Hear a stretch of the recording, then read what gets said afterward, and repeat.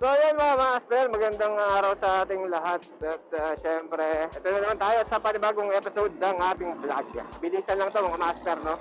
May nabasa nga akong thread sa Facebook, no, na merong isang tao na bumili ng second hand na motor. Sabi niya, sa first owner naman daw nabili, pero wala pa siyang plaka, ano.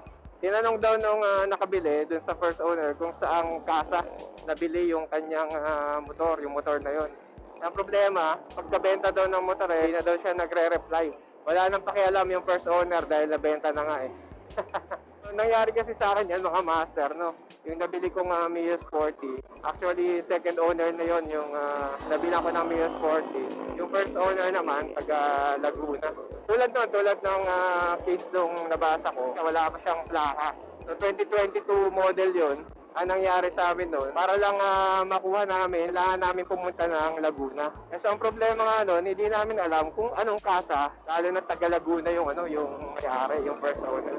Tinry namin din kontakin yung first owner. Hindi siya nagre-reply talaga. Nasisin niya pero hindi siya nagre-reply. Hanggang sa binlock na lang kami. Hindi na namin siya makita. Hindi na rin namin na-message.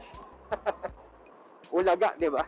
So ang ginawa ko nun mga master, pumunta ako ng LTO kung saan yung mother file niya. Yung mother file nga ng nabili kong motor, dito nga yan sa may show, Mandaluyong. Hindi ko lang matandaan mga master, no, kung anong window yung pinuntahan ko doon. Basta ang kailangan mo lang doon ipakita, syempre yung mga original documents like notarized deed of sale, ID ng first owner at saka ID mo. So, syempre ORCR din na original. Diba meron tayong mga master, website na LTO na pwede nga daw ipaship yung plate number. Pero nung nagpunta kasi ko doon, nung nag-search kasi ko sa website doon mga master, ang nakalagay doon, nasa show LTO pa yung plaka. So pumunta ako ng LTO. So ang nangyari, pagdating doon, ang sabi nila, yung mga 2022 model daw nga na motor, lahat daw ng plaka niya na i-release na nila sa mga kasa. Ang problema doon, hindi nga natin alam kung anong kasa. So yun nga, meron nga window doon na pwede kang magtanong, papakita nila sa'yo yung file kung saan nabili yung motor, kung anong kasa. So ganun yung nangyari sa amin. Unfortunately, yung plaka sa Laguna talaga. So no choice kami niyan. Pinuntahan namin sa Laguna talaga yung kasa na yun. So pagdating naman dun sa kasa, sabihin mo lang doon for pick up po ng plate number ng plaka. So dahil ikaw nga ay second, third owner na, kailangan mong magpakita sa kanila ng original na copy, yung deed of sale, notarized din, ID, ORCR, at saka yung ID mo. Pero kailangan meron kang Xerox kasi kukunin nila yung Xerox lang. After that, nakuha namin yung plaka.